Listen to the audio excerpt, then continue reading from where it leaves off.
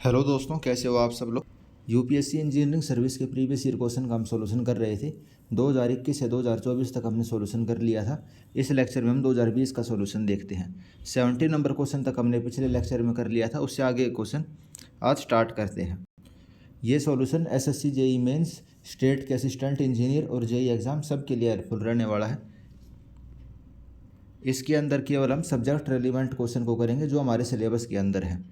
तो 71 number question जो PERT technique होती है उसके अंदर time estimate of activity and probability of their occurrence follow the. जो पर्ट का जो हमारा एनालिसिस होता है टेक्निक का, प्रोजेक्ट मैनेजमेंट का, उसके अंदर एक्टिविटी किसको फॉलो करेंगी, बीटा डिस्ट्रीब्यूशन को। किसको फॉलो करेंगी, बीटा डिस्ट्रीब्यूशन को। नेक्स्ट क्वेश्चन, इस वाले को रहने दो, हमारे सिलेबस में नहीं है। अगला क्वेश्चन देखते हैं। An oil of specific gravity 0.9 contain in a vessel. कोई वेसल है यानी कि कंटेनर वगैरह है, उसमें 0.9 की स्पेसिफिक ग्रेविटी का तेल है उसके अंदर। तो जब उसकी हाइट 40 मीटर है तो मतलब 40 मीटर की हाइट का तेल जितना प्रेशर लगाएगा, कितना हमें पानी चाहिए कि वो भी सेम प्रेशर लगाए। तो 40 मल्टीप्लाई बाई जो भी इसकी स्पेसिफिक ग्रेविटी 0.9 यानी कि 9 चौक 36 मीटर इसका आंसर हो जाएगा। यानी कि 40 मीटर तेल जो प्रेशर लगाएगा वहीं सेम प्रेशर 36 मीटर की हाइट का पानी लगाएगा। बस आपको प्रेशर इक्वेट करना था। भाई प्रेशर का फॉर्मूला क्या होता है, रो जी एच, यही होता है ना। भाई तेल की वजह से प्रेशर कितना होगा, रो जी एच। रो यानी कि जो इसकी डेंसिटी है उसकी जगह आप 0.9 लिख दो, और बाकी सारी चीज़ें तो कट ही जाती हैं क्योंकि स्पेसिफिक ग्रेविटी वो दे रखी 0.9, और अब वाटर की हाइट निकालनी थी तो 40 मल्टीप्लाई बाई 0.9 36 मीटर हाइट आ जाएगी। Next question, When speed changes in the case of a centrifugal pump, which of the following point are correct? Centrifugal pump में अगर स्पीड हमारी चेंज हो जाती है तो कौन सी स्टेटमेंट सही है। सेंट्रीफ्यूगल पंप क्या होता है, जो गोल गोल घूमती है ना, जिसकी शाफ्ट होती है और उसके ऊपर ब्लेड लगा होता है, वो गोल गोल घूमेगा, उसको हम सेंट्रीफ्यूगल पंप बोलते हैं। ये हमारे हाई डिस्चार्ज के लिए और लो एड के लिए इस्तेमाल करते हैं। तो ऑप्शन देखते हैं। Shape of the velocity triangle will remain same. जो वेलोसिटी ट्राइंगल की शेप है वो सेम रहेगी। Various angle will remain same, जो अलग अलग एंगल हैं वो सेम रहेंगे। अगर वही स्पीड चेंज हो जाती है तो एंगल वगैरह जो भी रहेगा वो सारे सेम रहेंगे। Magnitude of velocity will change proportionally. जो वेलोसिटी का मैग्नीट्यूड है वो प्रोपोर्शनली चेंज होएगा। भाई इनलेट की वेलोसिटी, आउटलेट की वेलोसिटी, जितना इनलेट की चेंज होएगी उतनी आउटलेट की चेंज हो जाएगी। तो जो ट्राइंगल की शेप वगैरह है या एंगल वगैरह है कोई चेंज नहीं आता उसके अंदर। तो ये तीनों स्टेटमेंट सही हैं। बाकी इतने डीप में जाके एसएससी में और स्टेट के एग्जाम में पूछता नहीं है। Civil engineering point of view से बस आपको पता होना चाहिए सेंट्रीफ्यूगल पंप क्या होता है और जो बेसिक डेफिनेशन है। अगला question, which one of the following is the use of the flow net analysis in the fluid mechanics. Fluid mechanics में हम फ्लो नेट एनालिसिस करते हैं, उसका क्या यूज होता है। भाई आप इक्विपोटेंशियल लाइन और फ्लो लाइन वगैरह हम ड्रॉ करते हैं, ये फ्लो नेट बनाते हैं। उसके अंदर भाई हम एज्यूम करते हैं एलिमेंट्री स्क्वायर होता है, हाइड्रोलिक ग्रेडियंट एच/एल होता है जो हम बनाते हैं फ्लो नेट। तो उसका क्या पर्पज़ होता है, जो हाइड्रोलिक स्ट्रक्चर हम डिज़ाइन करते हैं उसके लिए हमें फ्लो नेट बनाना पड़ता है। फ्लो नेट एनालिसिस हम किसके लिए करते हैं, हाइड्रोलिक स्ट्रक्चर को डिज़ाइन करने के लिए। फिर हमें ये पता चल जाता है भाई सीपेज कितना होएगा, अपलिफ्ट प्रेशर कितना आएगा। तो वे सारी सेकेंडरी चीज़ें हैं। बाकी मेन काम इसका किस लिए होता है, हाइड्रोलिक स्ट्रक्चर को डिज़ाइन करने के लिए। नेक्स्ट क्वेश्चन, इसके अंदर आपको मैक नंबर बताना है। तो मैक नंबर हमारे सिलेबस में निकालना वगैरह नहीं है, बाकी आपको ये पता होना चाहिए मैक नंबर क्या होता है। मैक नंबर होता है भाई किसी भी ऑब्जेक्ट की स्पीड डिवाइड बाय साउंड की स्पीड। आप इसको दूसरे तरीके से अगर लिखना चाहो तो और कैसे लिख सकते हो, इसको आप लिख सकते हो root of bulk modulus divide by density. Root of bulk modulus divide by density. और बल्क मॉडुलस का फॉर्मूला क्या होता है, जो एडियाबैटिक प्रोसेस होता है उसके लिए बल्क मॉडुलस आपका किसके बराबर होएगा, गामा इंटू पी के, गामा इंटू पी। और जो ये गामा है, गामा क्या है, ये आपका एडियाबैटिक कांस्टेंट है। ये क्या है, एडियाबैटिक कांस्टेंट। तो इतनी डीप में अपने को नहीं जाना, तो इस वाले को आप छोड़ दो। जो पता होने वाली चीज़ें वो आपको मैंने बताई दी। Next question, when the drag force become equal to the weight of the body, the acceleration cease and the next external force acting on the body become equal to the। ये ड्रैग फोर्स क्या होती है, भाई कोई चीज़ हवा के अंदर गिरेगी तो एयर उसके ऊपर कुछ रेजिस्टेंस लगाती है, तो उसी को हम ड्रैग फोर्स बोलते हैं। भाई पानी के अंदर कोई चीज़ चलेगी तो पानी भी उसको रजिस्ट करेगा, वैसे ही हवा के अंदर भी उस चीज़ को रजिस्ट करेगी, तो उसको हम ड्रैग फोर्स बोलते हैं। और कोई ऑब्जेक्ट है, आपने उसको भाई मान लो हेलीकॉप्टर से नीचे गिरा दिया, तो उसकी वेलोसिटी बढ़ेगी बढ़ेगी बढ़ेगी, लेकिन एक पॉइंट ऐसे आएगा, हवा जो है एयर रेजिस्टेंस इतना ज़्यादा हो जाएगा कि वो उसके वजन के बराबर हो जाएगा और उसकी वेलोसिटी इंक्रीज होना बंद हो जाएगी। भाई 100 किलोमीटर पर आवर की स्पीड या 200 किलोमीटर पर आवर की स्पीड जो भी होगी उस ऑब्जेक्ट की टर्मिनल वेलोसिटी बोलते हैं, वहाँ पे आके उसकी एक्सेलरेशन जीरो हो जाती है। तो उस वाले पॉइंट पे नेट एक्सटर्नल फोर्स कितना हो जाएगा उस ऑब्जेक्ट के ऊपर, तो नेट एक्सटर्नल फोर्स उसके ऊपर कितना हो जाएगा, जीरो। एक्सटर्नल फोर्स उसके ऊपर जीरो होगा तभी उसकी एक्सेलरेशन जीरो हुई और वेलोसिटी उसकी कांस्टेंट हो जाती है। तो नेट एक्सटर्नल फोर्स उसके ऊपर जीरो हो जाता है and the body will move at a constant speed, उसको हम क्या बोलते हैं, टर्मिनल वेलोसिटी, उसको हम क्या बोलते हैं, terminal velocity. Next question, which one of the following statement is correct regarding the flow in A open channel. Open channel में जो फ्लो होता है उसके रिगार्डिंग कौन सी स्टेटमेंट सही है। तो ओपन चैनल फ्लो के अंदर जो एनर्जी वगैरह है उसके रिगार्डिंग स्टेटमेंट बुझी हुई है। तो जो हम ग्राफ बनाते हैं स्पेसिफिक एनर्जी का, जो डेप्थ होती है उसकी कोरस्पॉन्डिंग वो कुछ ऐसा ग्राफ बनता है। ये वाला ग्राफ आपने पढ़ा होगा ओपन चैनल फ्लो के अंदर, स्टार्टिंग में ही पढ़ते हैं हम। और जो स्पेसिफिक एनर्जी होती है वो किसके बराबर होती है, स्पेसिफिक एनर्जी होती है आपकी प्रेशर ऐड प्लस जो वेलोसिटी वाला ऐड होता है, यानी कि वाई प्लस क्या square divide by 2g square. और ये वाई क्या है, वाई है इसकी डेप्थ, वाई क्या है, डेप्थ। और जो इसकी प्रेशर वाली वो होगी एनर्जी ऐड, वो किसके बराबर होगा, वाई के बराबर, यानी कि जो इसकी डेप्थ होगी वो हमारी स्ट्रेट लाइन बनती है। और जो काइनेटिक ऐड होता है वो होता है क्या स्क्वायर प्लस 2g स्क्वायर। और इन दोनों का हम आपस में ऐड कर देते हैं तो ये वाली लाइन बनती है जो सी शेप की है। सी शेप की जो ये लाइन दिखने लग रही है राइट हैंड की तरफ, वो हमारी स्पेसिफिक एनर्जी है, वो हमारी स्पेसिफिक एनर्जी है। और जो ये छोटा क्या हुआ है, ये स्मॉल क्या हुआ है, इसको हम क्या बोलते हैं, डिस्चार्ज पर यूनिट ऐड। अब ऑप्शन देख लेते हैं कौन सा हमारा सही ऑप्शन है। दी curve for a kinetic energy is parabola. Kinetic energy के लिए जो कर्व बनेंगे वो पैराबोला बनेंगे, तो बिल्कुल सही बात है। क्या स्क्वायर प्लस 2g स्क्वायर, उसका आप कर्व देखिए कैसा बनने लग रहा है, पैराबोलिक कर्व बनता है, सही बात है। पोटेंशियल एनर्जी का कर्व कैसी होगी, लीनियर लाइन होगी। जो ये बीच में 45 डिग्री पे लाइन जाने लग रही है वो क्या है, पोटेंशियल एनर्जी की, वो हमारी लीनियर होगी। Specific energy is asymptotic to the vertical axis. तो जो स्पेसिफिक एनर्जी है वो एसिम्प्टिक होती है हॉरिजॉन्टल एक्सिस के, ये वर्टिकल एक्सिस के नहीं होगी, ठीक है। तो तीसरी स्टेटमेंट भी गलत है। क्रिटिकल डेप्थ के ऊपर स्पेसिफिक एनर्जी क्या होती है, मिनिमम होती है। क्रिटिकल डेप्थ पे स्पेसिफिक एनर्जी मिनिमम होती है, तो डी वाला ऑप्शन भी इन्होंने गलत लिखा हुआ है। क्या होती है, क्रिटिकल डेप्थ पे मिनिमम होती है, इन्होंने मैक्सिमम लिखा हुआ है। तो स्पेसिफिक एनर्जी का ये फॉर्मूला होता है, काइनेटिक एनर्जी पैराबोली होती है। जो एनर्जी का फॉर्मूला होता है स्पेसिफिक एनर्जी का, वो एसिम्प्टिक होती है, किसके about, E P is equal to Y line and horizontal axis के अबाउट। ये एसिम्प्टिक का क्या मतलब होता है, एसिम्प्टिक का मतलब होता है भाई कोई फाइनाइट वैल्यू अचीव करेगी जब हमारी लिमिट इनफाइनाइट पे पहुंचती है। तो जैसे इसके अंदर ओरिजोनटल वाली एक्सिस है ना, उसके अंदर देखो हम लेफ्ट हैंड साइड की तरफ बढ़ेंगे ओरिजोनटल एक्सिस पे तो एक फाइनाइट वैल्यू आ जाएगी, यानी कि मिनिमम स्पेसिफिक एनर्जी मिल जाती है। लेकिन आप वर्टिकल एक्सिस के ऊपर की तरफ बढ़ोगे तब भी इनफाइनाइट, नीचे की तरफ जाओगे तब भी इनफाइनाइट वैल्यू, तो उसके अबाउट एसिम्प्टिक नहीं है, हॉरिजॉन्टल एक्सिस के अबाउट होती है। अगला क्वेश्चन देखते हैं, which one of the following statement is correct regarding the critical state of flow through the channel section. तो ओपन चैनल फ्लो के अंदर क्रिटिकल स्टेट ऑफ फ्लो कब होती है, जब भाई फ्लोट्स नंबर आपका 1 के बराबर हो, स्पेसिफिक एनर्जी क्या होगी, मिनिमम होगी, स्पेसिफिक एनर्जी क्या होगी, मिनिमम होगी। अब अभी हमने पिछले वाले क्वेश्चन में भी देखा था, सही आंसर क्या हो जाएगा, फर्स्ट ऑप्शन। फर्स्ट ऑप्शन इसका सही हो जाएगा। गिवन डिस्चार्ज के लिए स्पेसिफिक एनर्जी मिनिमम होती है, उसको हम क्या बोलेंगे, क्रिटिकल फ्लो। और इसके अंदर एक चीज़ और ध्यान रख लेना, जो ये ग्राफ है इससे क्वेश्चन आते हैं, पिछले साल भी क्वेश्चन आया था। जैसे कि जो इसकी क्रिटिकल डेप्थ है, क्रिटिकल डेप्थ के ऊपर एनर्जी हमारी मिनिमम है, क्रिटिकल डेप्थ के ऊपर एनर्जी हमारी मिनिमम है, ठीक है, जो स्पेसिफिक एनर्जी है। उसके अलावा अगर आप क्रिटिकल डेप्थ से ऊपर जाओगे, क्रिटिकल डेप्थ से ऊपर जाओगे तो फ्लोट्स नंबर आपका क्या होएगा, 1 से छोटा होएगा। और क्रिटिकल डेप्थ से आप नीचे जाओगे तो फ्लोट्स नंबर आपका 1 से ज़्यादा होएगा। इस चीज़ को ध्यान रख लेना। अगला question, which one of the following statement is correct regarding the centrifugal pump. तो सेंट्रीफ्यूगल पंप के रिगार्डिंग सही स्टेटमेंट क्या, अभी हमने ऊपर भी देखा था भाई, सेंट्रीफ्यूगल पंप किसके लिए इस्तेमाल करते हैं, लार्ज डिस्चार्ज के लिए और स्मॉल ऐड के लिए। यानी कि 1 या 2 मंजिल तक, 5-7 मीटर तक अगर आपको पानी पहुंचाना तो हम सेंट्रीफ्यूगल पंप का इस्तेमाल करते हैं। अगर हेड ज़्यादा होगा तो हम किसका करेंगे, रेसिप्रोकेटिंग पंप का। अगला क्वेश्चन, हाइड्रोलिक प्रेस दी हुई है, 300 mm उसका डाया है, प्लंजर है 45 mm डाया का। नीचे आपको डायग्राम भी दिखने लग रहा है। When the force applied to the plunger is 50 newton, the weight lifted by the hydraulic press will be. आपको एक हाइड्रोलिक प्रेस दी हुई है, एक साइड तो भैया आपका प्लंजर है और एक साइड आपकी भैया हाइड्रोलिक प्रेस है। तो अगर आपने 50 न्यूटन का लोड लगाया, जो ये पतले वाली साइड है, तो जो ये चौड़े वाली साइड है यानी कि हाइड्रोलिक प्रेस है कितना वजन उठा सकती है। तो आपको अच्छे से पता है पास्कल लॉ के हिसाब से प्रेशर बराबर होएगा, पास्कल लॉ के हिसाब से प्रेशर बराबर होएगा, दोनों को इक्वेट कर देना है। F डिवाइड बाई छोटे वाला एरिया, F डिवाइड बाई छोटे वाला area is equal to W, यानी कि हमारी हाइड्रोलिक प्रेस कितना वजन उठाएगी डिवाइड बाई बड़े वाला एरिया।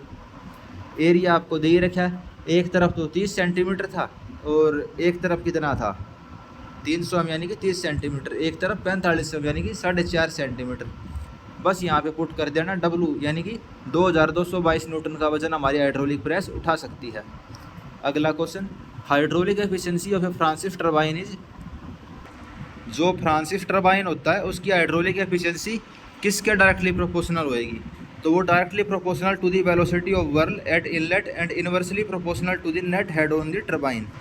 ये बस आपको याद रखना है, फ्रांसिस टरबाइन की जो एफिशिएंसी होएगी वो वेलोसिटी के तो डायरेक्टली प्रोपोर्शनल होएगी, किसके? इनलेट वेलोसिटी के डायरेक्टली प्रोपोर्शनल, और जो नेट हेड है उसके इनवर्सली प्रोपोर्शनल होएगी। तो ये आपको याद रखना है। अगला question, a turbine develop 7225 kilowatt power under a head of 25 metre at 135 RPM। The specific speed of a turbine will nearly, तो टरबाइन की स्पेसिफिक स्पीड कितनी होगी? अब की बार पेपर में ये वाला क्वेश्चन आ सकता है, इंपॉर्टेंट क्वेश्चन है। पावर कितनी है? 7225 किलोवाट की भाई। और स्पेसिफिक स्पीड का फॉर्मूला क्या होता है? जब आपसे टरबाइन के लिए पूछ रखा होगा तो भाई टरबाइन क्या करता है? टरबाइन पावर को डेवलप करता है, तो आप पावर वाला फॉर्मूला यूज़ करोगे, N√P डिवाइड बाई H की पावर 5/4। अगर आपसे पंप के बारे में पूछ रखा हो तो पंप क्या करता है? पंप हमें डिस्चार्ज देता है, पानी देता है, तो उसके लिए क्या फॉर्मूला यूज करोगे? N√Q डिवाइड बाई H की पावर 3/4। तो ये दोनों फॉर्मूले याद होने चाहिए। इनकी या तो यूनिट बूझ लेता है या फिर भाई इससे आपसे स्पेसिफिक स्पीड निकलवाने के लिए क्या देगा। तो भाई सारी चीज़ें दे रखी हैं। 135 RPM है, तो N कितना हो गया? 135, P यानी कि पावर कितनी है? 7225, और हेड कितना? 25 metre, raise to the power 5/4। SSC JEE mains के अंदर कैलकुलेटर होएगा, असिस्टेंट इंजीनियर के जो एग्ज़ाम है वहाँ भी आपके पास कैलकुलेटर होएगा, इजीली आप इसको कर सकते हो। पंप वाला फॉर्मूला मैंने आपको बता ही दिया, N√Q डिवाइड बाई H की power 3/4। Next question, which one of the following is an example of body where both drag and lift forces are produce. तो इनमें से कौन सी बॉडी के ऊपर ड्रैग फोर्स भी लगेगी और लिफ्ट फोर्स भी लगेगी? ड्रैग का मतलब तो आप समझ ही गए, ड्रैग यानी कि उसको पीछे धकेलना। भाई जैसे बहुत तेज़ हवा चलने लग रही हो और आप हवा के डायरेक्शन में आगे बढ़ोगे तो आपके ऊपर क्या लगेगी? ड्रैग फोर्स लगेगी। और लिफ्ट फोर्स क्या होती है? लिफ्ट फोर्स हो गई भाई उसको ऊपर उठाने की कोशिश करेगी आसमान की तरफ। तो जो एरोप्लेन हो गई, सबमरीन हो गई, टॉर्पेडो हो गई, इनके ऊपर क्या होता है? ड्रैग फोर्स भी लगती है और ये लिफ्ट फोर्स भी लगती है।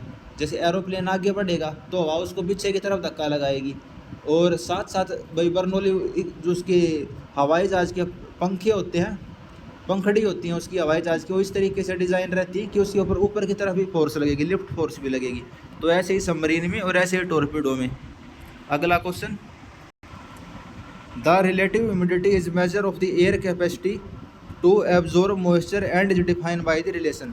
जो रिलेटिव ह्यूमिडिटी है उसका फॉर्मूला आपसे पूछा। जैसे आजकल आप देखते होगे भाई बहुत हुमस वाला मौसम है, भाई 90% ह्यूमिडिटी, 95% ह्यूमिडिटी, उस चीज़ का क्या मतलब है? भाई 95% ह्यूमिडिटी का ये मतलब है कि अगर इस हवा के अंदर 100 लीटर की पानी आ सकता था तो अभी 95 लीटर पानी इस हवा के अंदर है। या तो इस तरीके से समझ लो।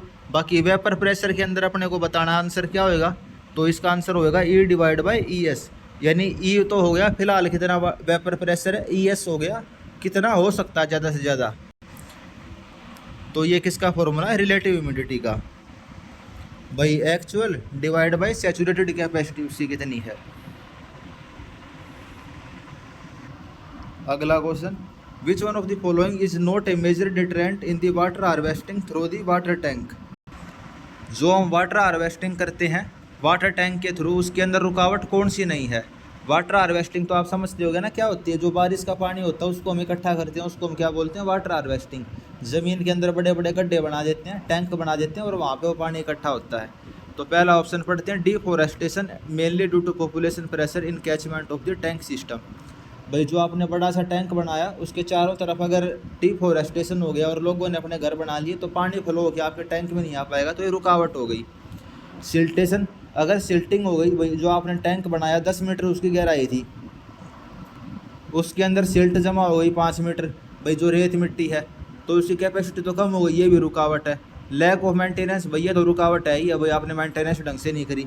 आखिरी ऑप्शन है shallow depth of the water tank, तो ये कोई रुकावट नहीं है।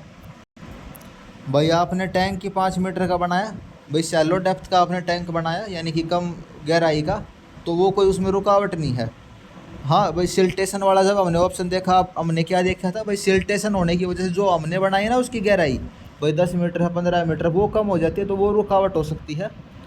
लेकिन हमने टैंक ही कम डेप्थ का बनाया तो वो कोई रुकावट नहीं है। अगला question, which one of the following is not a basic requirement for any well screen.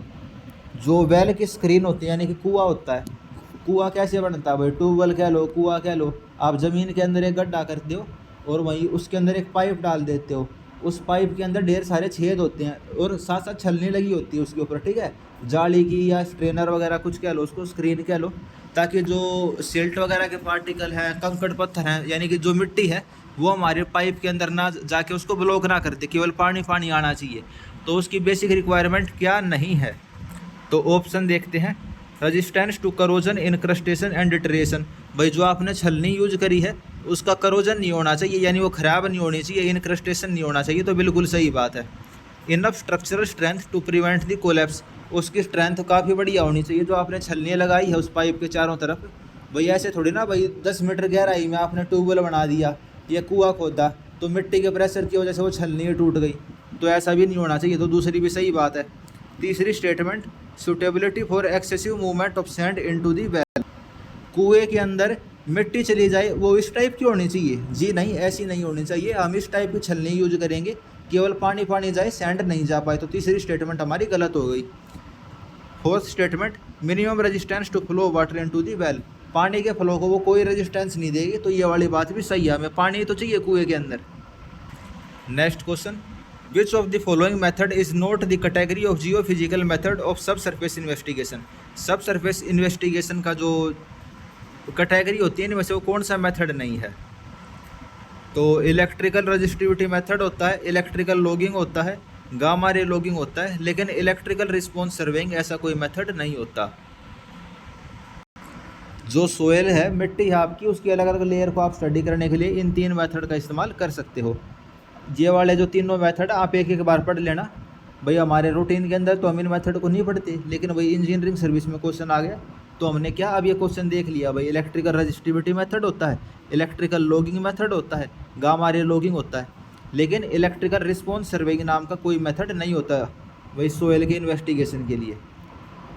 अगला question, in which one of the following industry the water requirement in kilolitre per unit of production is very high. इनमें से कौन सी industry के अंदर सबसे ज़्यादा पानी की रिक्वायरमेंट होती है, तो जो पेपर की इंडस्ट्री होती है, कागज़ बनता है जहाँ पे, वहाँ पे हमें पानी की रिक्वायरमेंट बहुत ज़्यादा होती है, पेपर इंडस्ट्री में वाटर रिक्वायरमेंट हाई होती है। Next question, in drip irrigation system which one of the following emitter is not based on the definition by American Society of Agriculture Engineer. अब ये भी वैसे वाला क्वेश्चन हो गया भाई, बिल्कुल अजीब सा। American Society of Agriculture engineer ने भाई क्या चीज़ बताई, उससे पहली बात तो हमें कोई मतलब नहीं हो रहा, लेकिन फिर भी अगर इस टाइप का कोई क्वेश्चन आ जाता है तो वो आपको छोड़ देना है, नेगेटिव मार्किंग नहीं लेनी है उसके अंदर, ठीक है। तो कौन सा एमीटर नहीं होता, पल्सेटिंग एमीटर नहीं होता, कौन सा, पल्सेटिंग एमीटर, बस याद कर लेना पल्सेटिंग एमीटर नहीं होता। कोई अमेरिकन सोसाइटी थी एग्रीकल्चर की उसके हिसाब से, बस इतना ही करना। जैसे इस वाले में हमने देख लिया वही इलेक्ट्रिकल रिस्पॉन्स सर्वे, ये वाली चीज़ नहीं होती, इलेक्ट्रिकल रिस्पॉन्स सर्वे नहीं होती, पेपर में आ जाए इससे मिलता जुलता तो क्लिक वो टिक मार देना, इलेक्ट्रिकल रिस्पॉन्स सर्वे नहीं था। ये आ जाए भाई पल्सेटिंग एमीटर नहीं था, कहानी खत्म, इसमें बस इतना ही करना होता है। अगला question, A Persian wheel with an average discharge of 230 litre पर मिनट। अब ये पर्सियन व्हील है भाई, कोई कन्फ्यूज होना चाहे, मतलब कन्फ्यूज करने के लिए लिख दिया। ये पर्सियन व्हील क्या होता है, जो पुराने ज़माने में खेतों में पानी देने के लिए यूज करते थे ना भाई, ये गोल गोल सा चक्री सा भाई झूले टाइप का रहता था और बैलों से उसको गोल गोल घुमाते थे, वो पानी उठाता था कुएं से और खेतों के अंदर पानी डालता हुआ चलता था, रहट भी बोलते हैं उसको। तो वो वाला सिस्टम है, 230 लीटर पर मिनट का डिस्चार्ज है। 1 हेक्टेयर गेहूँ की फसल आपकी 50 घंटे में उसको पूरे को इरीगेट कर देता है वो। तो एवरेज डेप्थ ऑफ इरीगेशन कितनी होएगी, तो डेप्थ निकालने का फॉर्मूला क्या होता है, volume divide by area. Depth किसके बराबर होती है, volume divide by area. Volume कैसे निकाल लोगे, 1 मिनट के अंदर 230 लीटर, तो 50 घंटे में कितना होएगा, तो 230 गुणा में 50 गुणा में 60।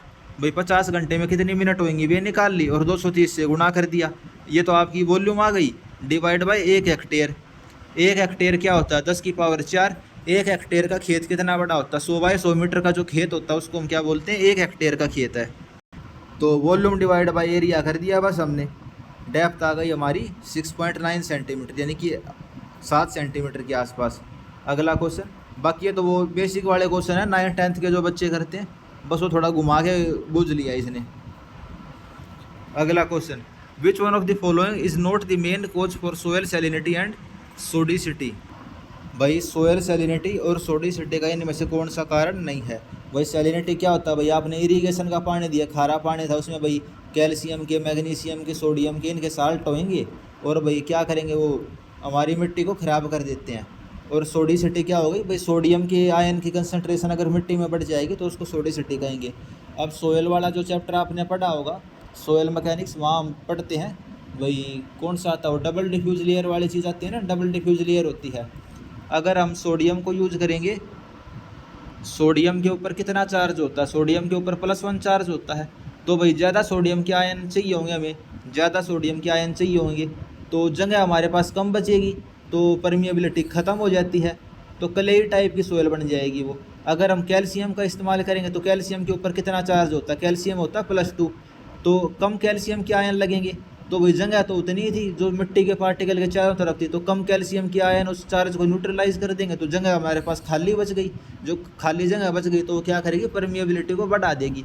इस वजह से हम लाइम का इस्तेमाल करते हैं, जिप्सम का इस्तेमाल करते हैं सोयल को ट्रीट करने के लिए। तो सैलिनिटी किस वजह से हो सकती है, इरीगेशन मिसमैनेजमेंट, भाई पानी आपने अच्छे से नहीं दिया। पुअर लैंड लेवलिंग, भाई ज़मीन आपकी उबड़ खाबड़ थी, लेवलिंग ढंग से नहीं करी, ये भी सही बात है।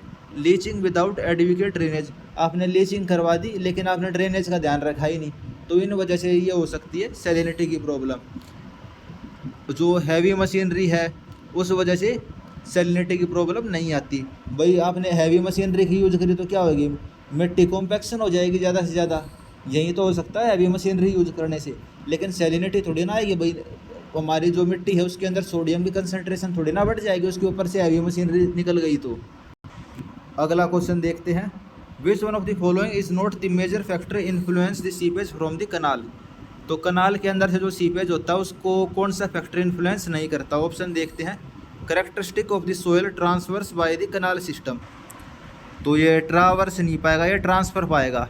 भाई जो आपकी नहर है उस नहर के अंदर जो सिल्ट है या मिट्टी है उसकी क्या प्रॉपर्टी है, उसके ऊपर थोड़ी ना सीपेज डिपेंड करेगा। सीपेज किस चीज़ के ऊपर डिपेंड करेगा, भाई जो आपकी नहर है, भाई आपने लाइनिंग करी है, कच्ची नहर है, पक्की नहर है, भाई उसका वाटर लेवल कितना है, हाइट कितनी है उसकी, साइड वाली मिट्टी की परमिएबिलिटी कितनी है, उन चीज़ों के ऊपर डिपेंड करेगी।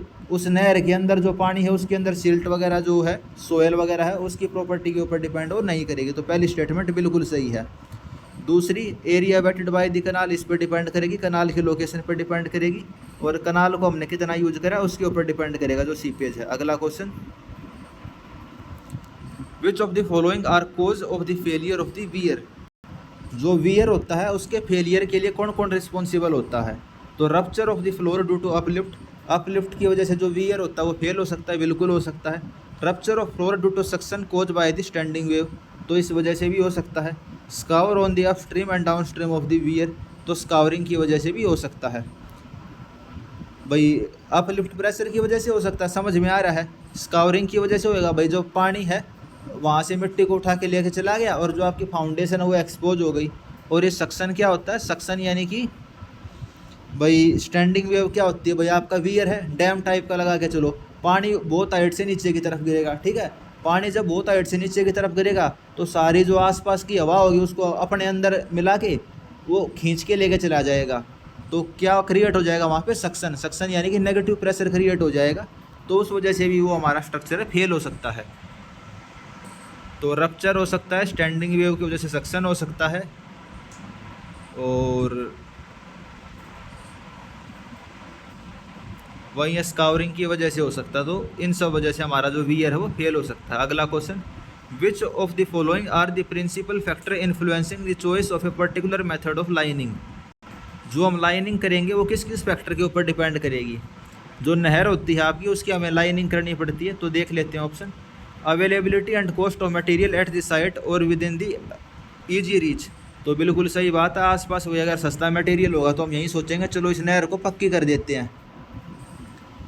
दूसरी statement velocity of flow in the channel, इसके ऊपर भी डिपेंड करेगी। अगर वही वेलोसिटी बहुत ज़्यादा होगी नहर के अंदर, नदी के अंदर, तो हमें वो पक्की करनी पड़ेगी। वहाँ पे भाई क्या करेंगे, कंक्रीट लगा देंगे, कंक्रीट से उसको पक्की कर देंगे ताकि मिट्टी अपने साथ बहा के ना ले जाए, किनारों को ना तोड़े नदी। कॉस्ट ऑफ मेंटेनेंस इसके ऊपर भी डिपेंड करेगी। तो तीनों चीज़ों के ऊपर डिपेंड करेगी हमारी, वही हमें लाइनिंग करनी है कि नहीं करनी है। अगला question, which of the following are objective of the river training. River training के ऑब्जेक्टिव क्या क्या होते हैं, तो ऑप्शन देख लेते हैं। हाई फ्लड डिस्चार्ज में pass safely and quickly through the reach. तो रिवर ट्रेनिंग का पर्पज़ क्या होता है भाई, अगर कभी बाढ़ वगैरह आ जाती है, हाई फ्लड आ जाता है, तो वो नदी के थ्रू तुरंत पास कर पाए, तो इसलिए हम रिवर ट्रेनिंग करते हैं। भाई किनारों को ना तोड़े, जो आसपास का रिहायशी इलाका, घरों के अंदर पानी ना घुसे, यानी कि बाढ़ ना आए, उस वजह से हम रिवर ट्रेनिंग करते हैं। तो बिल्कुल सही बात है। Make the river course stable and reduce the bank erosion to minimum. जो हमारा रिवर का भाई क्रॉस सेक्शन है उसको स्टेबल बना के रखना। ये नहीं कि भाई आज ट्रायंगल क्रॉस सेक्शन है, कल ट्रेपेजियम बन गया, परसों स्क्वायर क्रॉस सेक्शन बन गया, तो क्रॉस सेक्शन उसका सेम रहना चाहिए। इस वजह से हम रिवर ट्रेनिंग वर्क करते हैं। तो बिल्कुल सही बात है, उसको स्टेबल करने के लिए। To check flow through the canal. अब भाई कनाल के अंदर कितना फ्लो है उसके लिए हम इसका इस्तेमाल नहीं करते रिवर ट्रेनिंग का। कनाल अलग चीज़ हो गई, रिवर अलग चीज़ हो गई, ठीक है। इसमें डिफरेंस समझना, छोटे छोटे चीज़ों के अंदर ये आपसे गलती करवाने की कोशिश करता है पेपर में। रिवर तो हो गई नेचुरल, और कनाल क्या हो गया, जो इंसानों ने बनाई है। भाई गंगा नदी जी में से छोटी सी भाई आपने कनाल निकाल दी फसलों में पानी देने के लिए। रिवर ट्रेनिंग का उस चीज़ से कोई मतलब नहीं होता। Provide a sufficient draft for navigation as well as the good course for it. तो रिवर ट्रेनिंग हम किस लिए करते हैं, ताकि नेविगेशन हमारे लिए आसानी हो उसके अंदर। तो रिवर ट्रेनिंग के ऑब्जेक्टिव आप ये देख सकते हो भाई, फ्लड इजीली पास हो जाए, एफिशिएंट डिस्पोजल ऑफ सेडिमेंट होए, बैंक इरोजन ना हो पाए, और रिवर हमारी स्टेबल रहे। अगला question, transition between the saturation zone, unsaturated zone and the saturated zone is called the. तो सैचुरेशन जोन और अनसैचुरेटेड जोन के बीच में जो रीजन होता है उसको हम क्या बोलते हैं, कैपिलरी फ्रिंज। उसको क्या बोलेंगे, कैपिलरी फ्रिंज। अगला question, which of the following chemical parameter are associate with the organic content of the water. Water में कितना ऑर्गेनिक कंटेंट है उससे रिलेटेड कौन से टर्म एसोसिएट रहते हैं।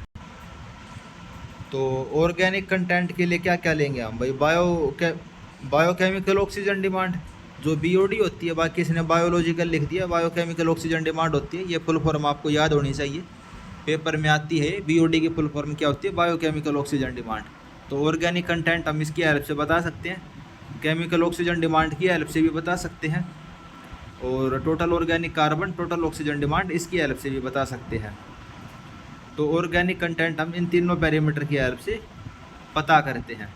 अगला question, when chlorine is dissolve in water it react to form the hypochlorous acid and hypochlorite acid at pH less than 5 chlorine exist in water as. जो chlorine होती है भाई पानी के अंदर जाती है तो हाइपोक्लोरस एसिड और हाइपोक्लोराइट आयन बनाती है, ठीक है, HOCl और OCl नेगेटिव, ठीक है। तो अगर pH 5 से कम होएगा तो क्लोरीन पानी के अंदर कैसे एग्जिस्ट करेगी, तो हमारी मोलिकुलर क्लोरीन के फॉर्म में एग्जिस्ट करेगी। अगर 5 से कम pH होएगा तो क्लोरीन कोई भी रिएक्शन नहीं करेगी और मोलिकुलर क्लोरीन के फॉर्म में एग्जिस्ट करेगी। 5 से 7 का pH रहेगा तो किसकी फॉर्म में करेगी, HOCl के फॉर्म में, यानी कि हाइपोक्लोरस एसिड की फॉर्म में। और इसी वजह से हम pH क्या कहते हैं, 5 से 7 के बीच में होना चाहिए। अगला question, reactive substances are. Reactive substance कैसे होते हैं भाई, unstable under normal condition, they can cause explosion और liberate toxic gas fume when mix with the water. भाई सही बात है, जो रिएक्टिव सब्सटेंस होंगे धमाका कर सकते हैं, अनस्टेबल रहेंगे, easily ignited and burn vigorously and persistently, ये भी सही बात है। और ऑप्शन देख लेते हैं, liquid with pH less than 2 और greater than 12.5 the those that are capable of corroding metal container. PH के साथ इनका कोई रिलेशनशिप नहीं होता भाई, पीएच इतने से कम होगा तो ये खतरनाक होंगे, पीएच इतने से ज़्यादा होगा तो ये खतरनाक होंगे। तीसरी स्टेटमेंट गलत हो जाती है। हार्मफुल और फैटल वैन इंजेस्टेड और एब्जॉर्प्शन। बाकी रिएक्टिव सब्सटेंस अगर भाई आपने एब्जॉर्ब कर लिए तब हार्मफुल रहेंगे, तो ये वाली बात भी सही है। तो मेरे हिसाब से तो पहला, दूसरा और चौथा तीनों स्टेटमेंट ही सही हैं। बाकी जो इन्होंने डेफिनेशन दे रखी है उसको देख लेते हैं एक बार। Reactive substance are solid, liquid और gas substance, mixture of substance. भाई सॉलिड, लिक्विड, गैस कुछ भी हो सकते हैं, और भाई पानी के साथ या किसी और सब्सटेंस के साथ रिएक्शन करेंगे तो डेंजरस एक्सप्लोजन होएगा, डेंजरस गैस निकलेगी, वेपर निकलेगी, डस्ट और मिस्ट निकलेगी। तो बिल्कुल एग्जैक्ट तो पहले वाला ऑप्शन ये है कि भाई धमाका कर सकते हैं और ख़तरनाक चीज़ें निकलेंगी, तो उस हिसाब से पहला ऑप्शन सबसे ज़्यादा करेक्ट है। अगर हमें केवल एक सेलेक्ट करना हो तो फर्स्ट ऑप्शन मोस्ट अप्रोप्रिएट है। बाकी तो मैंने बता ही दिया भाई, पहला, दूसरा और चौथा वो भी उसके डेफिनेशन के अंदर ही आते हैं कायदे से। तो अगला question, noise value of A sound wave depend upon the. Sound wave की जो भाई नॉइस वैल्यू होती है, भाई कितनी तेज़ आवाज़ है या कितनी खतरनाक आवाज़ है वो हम कैसे बताएंगे? उसकी फ्रीक्वेंसी और इंटेंसिटी के हिसाब से, उसकी फ्रीक्वेंसी और इंटेंसिटी के हिसाब से हम साउंड वेव को डिफाइन करेंगे। कितनी देर के लिए उसको हम डिफाइन नहीं करते। अगला question, which one of the following type of treatment will be use for neutralization of the alkaline effluent. Alkaline effluent, तो उसके ट्रीटमेंट के लिए हम क्या करेंगे? अल्कली मतलब भाई बेसिक प्रॉपर्टी है, पीएच उसका 7 से लेके 14, तो हमें एसिड से ट्रीट करनी पड़ेगी, यानी कि हाइड्रोक्लोरिक एसिड से हम उसकी ट्रीटमेंट कर सकते हैं, डी ऑप्शन। अल्कलाइन का मतलब हो गया यानी कि बेसिक प्रॉपर्टी है, पीएच उसका 7 से लेकर 14 के आसपास है। अगला question, flocculation is the process of. Flocculation में हम क्या करते हैं? Gentle mixing the water and coagulant allowing the forming of large particle of the floc. Flocculation में क्या होगा? पानी को धीरे धीरे मिक्स करते हैं ताकि लार्ज साइज के फ्लोक फॉर्म हो और वे नीचे आके बैठ जाएं, तो फ्लोकुलेशन का फर्स्ट ऑप्शन। एक होता है कोगुलेशन। कोगुलेशन के अंदर क्या करते हैं? कोगुलेशन किस प्रोसेस को बोलते हैं? भाई हम कुछ केमिकल पानी के अंदर डालते हैं जो कि चार्ज को न्यूट्रलाइज कर देते हैं ताकि सारे पार्टिकल एक दूसरे के पास आ सकें, उसको हम क्या बोलते हैं? फ्लोकुलेशन, वो कोगुलेशन बोलते हैं। और कोगुलेशन के अंदर होती है फास्ट मिक्सिंग, फ्लोकुलेशन के अंदर होती है स्लो मिक्सिंग। अगला question, solid waste management water waste utilization is achieve by. तो सॉलिड वेस्ट मैनेजमेंट के अंदर हम क्या करते हैं? 3R का फॉर्मूला होता है हमारे पास। किसका फॉर्मूला होता है? 3R का। भाई रिड्यूस, रीयूज, रिसाइकल। पहले तो वेस्ट को हम कम पैदा करेंगे, और भाई कुछ होता है तो हम कोशिश करेंगे भाई उसको रीयूज करने के लिए, और उसको फिर रिसाइकल भी करेंगे। रिड्यूस, रीयूज और रिसाइकल। तो ऐसा कौन सा ऑप्शन सबसे सही है? तो जो ऑप्शन दे रखे हैं कायदे से तो कोई सा भी मैच नहीं कर रहा, बाकी बी नंबर वाला ऑप्शन काफ़ी हद तक मैच कर रहा है। भाई हम क्या करेंगे? रीयूज करेंगे, रिक्लेमेशन करेंगे, यानी कि रिक्लेमेशन हो गया भाई एक टाइप से उसको बार बार यूज करना, यानी कि रिड्यूस हो जाएगा फिर वेस्ट उस चीज़ से, और रिसाइकल करेंगे। तो बी वाला ऑप्शन ज़्यादा ठीक लग रहा है। बाकी इन्होंने कोई से भी ऑप्शन को सही नहीं माना, बाकी ये आप याद रखना, रिड्यूस, रीयूज और रिसाइकल। अगला question, frequency range of hearing of human ear. भाई इंसान का कान कितनी फ्रीक्वेंसी की साउंड ईयर कर सकता है? 20 हर्ट्ज से लेकर 20,000 किलो हर्ट्ज तक।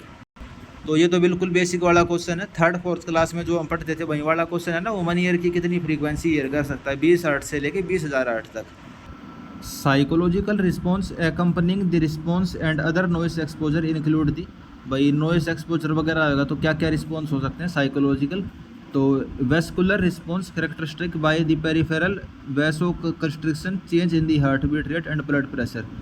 भाई हार्ट बीट चेंज हो सकती है, ब्लड प्रेशर में चेंज आ सकता है, ये सारे चेंज हमें देखने को मिल सकते हैं, तो सही बात है। Second statement, increase output of the एंड्रेलिन। भाई एंड्रेलिन ज़्यादा आउटपुट आएगा उसका, सही बात है। और स्लो एंड डीप ब्रीथिंग, ये हमारा रिस्पॉन्स हो सकता है। तो तीनों स्टेटमेंट सही हैं। Next question, electrostatic precipitators are use for the removal of. Electrostatic precipitator हम किस चीज़ के रिमूवल के लिए यूज करते हैं?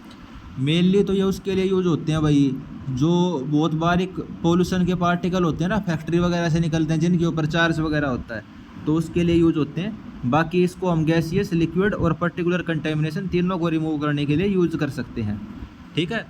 वैसे किसके लिए यूज होते हैं ये? मेनली तो भाई फैक्ट्री वगैरह से जो चार्ज वाले पार्टिकल होते हैं, जो धुआं वगैरह निकलता है उसके लिए। और यूज इसको किसके लिए करते हैं? गैस, लिक्विड और पर्टिकुलर मैटर किसी के लिए भी कर सकते हैं। Next question, which type of ecology is deal with the autecology, तो ओटेकोलॉजी में कौन सी इकोलॉजी को हम डील करते हैं, तो इंडिविजुअल स्पीसीज इकोलॉजी को हम डील करते हैं। ओटिकोलॉजी, ओटिकोलॉजी में क्या करेंगे हम, इंडिविजुअल स्पीसीज को स्टडी करते हैं, वही उसकी इकोलॉजी क्या होगी। नेक्स्ट क्वेश्चन सोयल मैकेनिक्स का क्वेश्चन है। वही एक सोयल सैंपल है, पोरोसिटी है 40%, स्पेसिफिक ग्रेविटी है 2.70, 50% सेचुरेटेड सोयल है, यूनिट वेट उसका कितना होगा।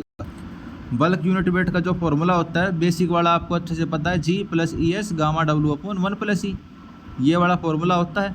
पोरोसिटी दे रखी है, हम वाइड रेशो निकाल सकते हैं। स्पेसिफिक ग्रेविटी दे रखी है 2.70 और डिग्री ऑफ सेचुरेशन 50%।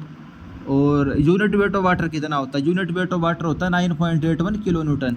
अब इसके अंदर भी कई बच्चों को कन्फ्यूजन होता है, तो वाटर का यूनिट वेट कितना होता है 9.81 किलो न्यूटन पर मीटर क्यूब।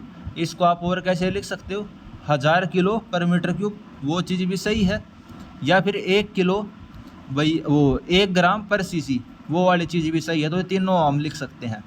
अगर न्यूटन के टर्म में लिखना होगा तो 9.81 लिखेंगे, यहाँ आपको 10 नहीं लिखना है। सारी चीज़ें दे रखें, फॉर्मूला में पुट करोगे आपका आंसर आ जाएगा।